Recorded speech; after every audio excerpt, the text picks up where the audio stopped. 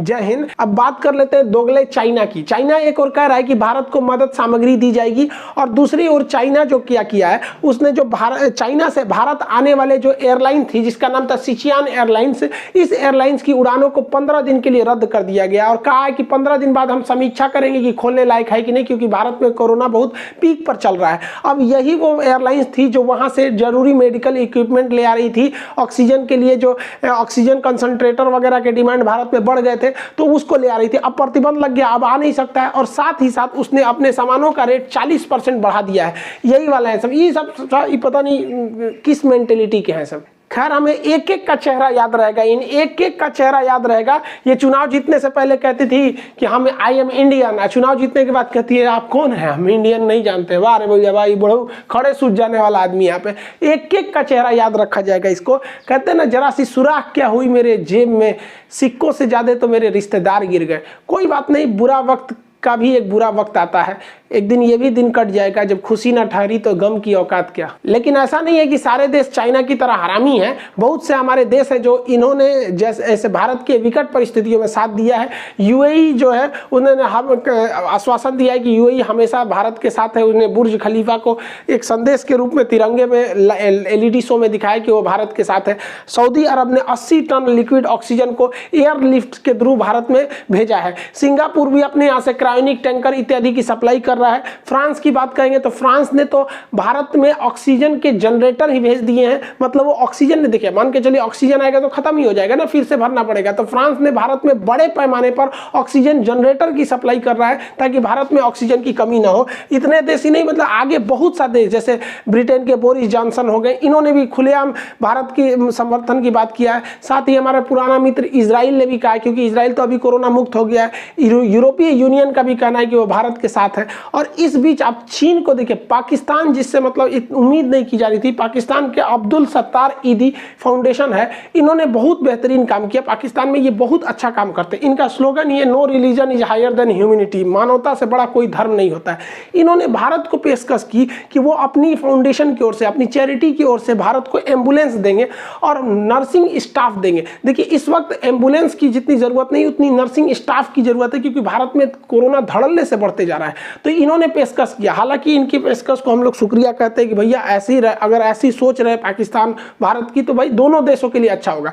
लेकिन ये मेरे ख्याल से अभी इनको इक्विपमेंट देने से बेटर है, वहां पे भी ऐसी स्थिति आएगी क्योंकि वहां भी सेकेंड वेव नहीं है, तो फिर ये वहां पे भी जरूरत पड़ेगा। खैर, मुसीबत की घड़ी में इंसान देखता है कि कौन कौन साथ में खड़ा था। 2020 में जब कोरोना की स्टार्टिंग हुई थी तो एक अलग से फंड बनाया गया था, पीएम केयर फंड। उसमें बहुत सारे लोगों ने मतलब पैसे दिए थे। इसके बारे में पूरा डिटेल निकल के नहीं आ पाया था, लेकिन एक रफली आंकड़ा ये था कि प्राइवेट कंपनियों ने लगभग 5000 करोड़ का मतलब दिया था, पब्लिक कंपनियों ने मिला था। टोटल लगभग 10,000 करोड़ के आसपास का वहां पे कलेक्शन था। कुछ आंकड़े कहते हैं कि 4000 करोड़ के आसपास, लेकिन अभी कभी ऑफिशियली इसका नहीं डिटेल दिया गया कि, हालांकि ये जो पीएम केयर फंड है ये विवादों में भी रहा था कि इसका डिटेल न दिए जाने वजह से। लेकिन अब इसी पीएम केयर फंड से भारत के लगभग हर जिले को लेकर 551 PSA ऑक्सीजन प्लांट लगाए जा रहे हैं। ये एक छोटे ऑक्सीजन प्लांट होते हैं। हालांकि पहले 2020 में 162 लगा दिए गए थे, अभी 550 और लगाए जाएंगे। इसका खर्च जो आएगा लगभग 400 करोड़ रुपए आएगा।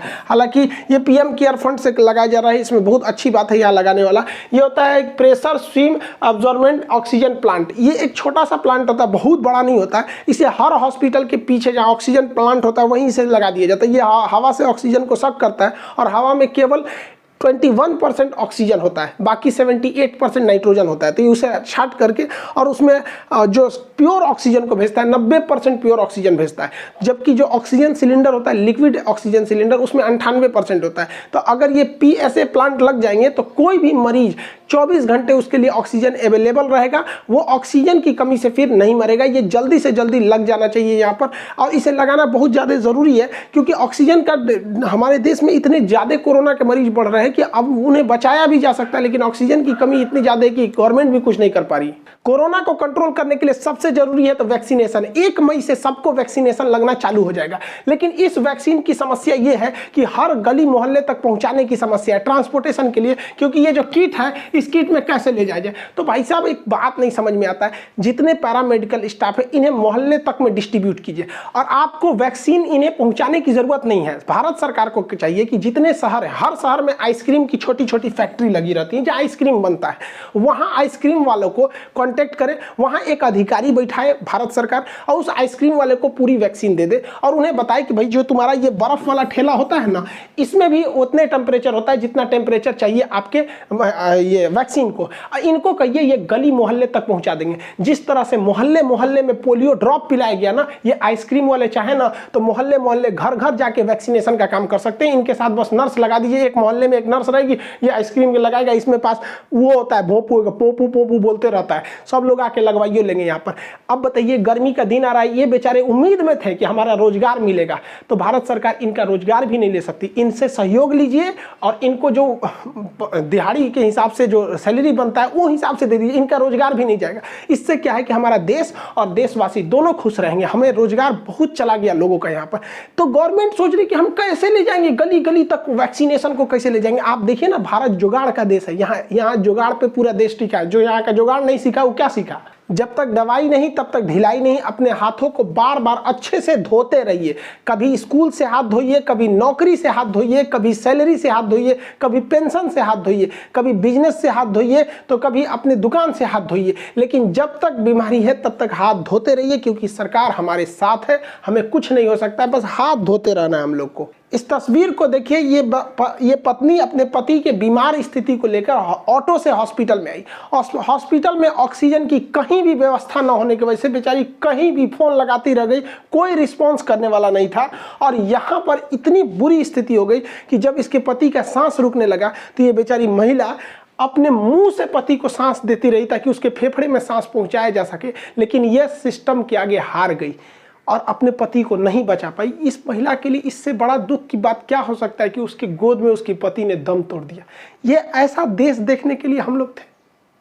हाँ, ऐसा देश देखने के लिए कितना दुख की बात है हम लोग के लिए कि रामनवमी के पावन महीने में जहाँ गली गली में जय श्री राम के नारे गूंजते थे, आज उसी गलियों में राम नाम सत्य है से चिताएं गूंज रही हैं। रमजान के मुकद्दस महीने में जब लोग खरीदारी करने ईद की खुशियों से निकलते थे, आज वही लोग ईद के कपड़े नहीं बल्कि कफन खरीदने के लिए निकल रहे हैं। हम सब बहुत लड़ा करते थे हिंदू मुस्लिम के लिए, आज न हिंदू खतरे में है न मुसलमान खतरे में, ये दोनों खतरे के बाहर आ गए हैं। लेकिन अफसोस की बात है ये दोनों सांस नहीं ले पा रहे हैं। गुजर रही है जिंदगी एक ऐसे मुकाम से, अपने ही दूर हो रहे हैं जरा सी जुकाम से। सारी कायनात में एक कातिल बीमारी की हवा हो गई, वक्त ने ऐसा सितम ढाया कि दूरियां ही अब दवा हो गई।